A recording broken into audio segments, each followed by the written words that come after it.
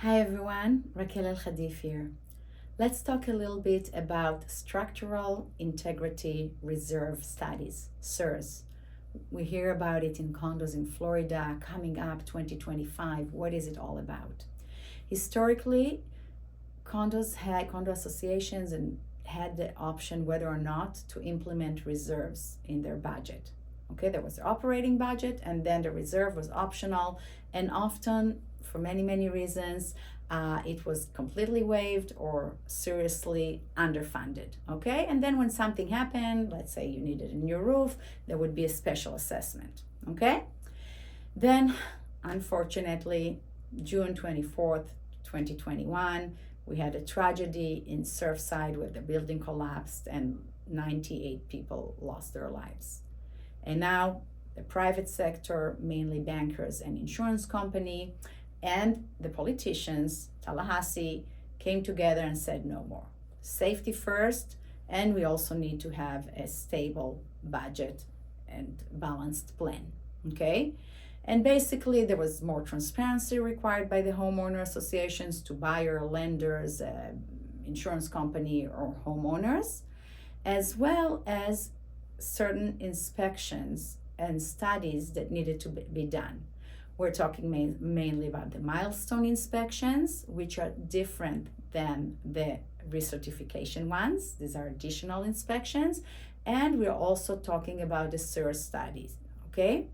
And these studies are expected to be completed by the end of 2024.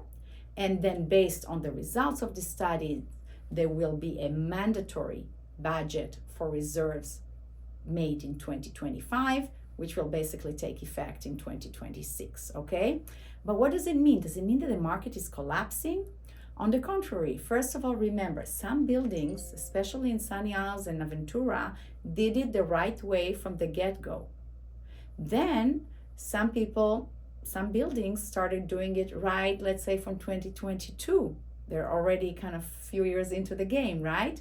And then the others have until the end of the year to complete the studies. So what does it mean for individual homeowners? Yes, absolutely. We have cases that people cannot afford to pay the additional reserves. We had fire sales, and we'll probably see some more fire sales. But remember, the combination of fire sales with low inventory still allowed, until now at least, the prices to keep going up.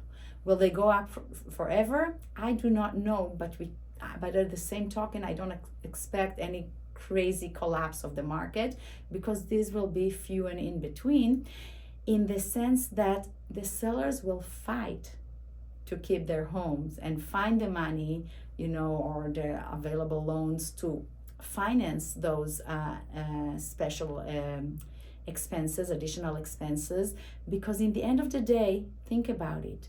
They're going to be living in a safer building with a much more sound financial plan and less volatility. And that will also increase the value of their home. So there are so many variables that I didn't cover, obviously. If you're a buyer, a seller, or otherwise a homeowner, and you have questions, I'll be more than happy to answer them. Thank you so much.